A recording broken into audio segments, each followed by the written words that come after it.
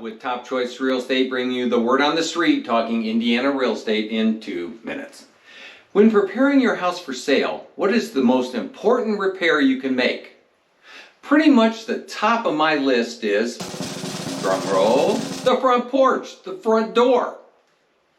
You only have one chance to make a deal-making first impression. So here's the deal. The realtor's going to walk his clients up to the front door, and he's going to go there, or he or she's going to go to the lockbox, and they're going to fiddle around, and they're going to get the keys out, and then they're going to jack around getting them in the door. Meanwhile, the clients are standing there on the front porch and they're looking around.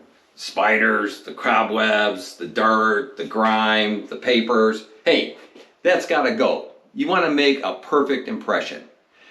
Power wash it, clean it, paint the front door, paint the trim, put some flowers there. Do whatever you have to do to make a deal-making first impression. Okay, enough said. Be sure to hit the subscribe button, share with your friends whenever you're talking real estate, because I work harder to make good things happen.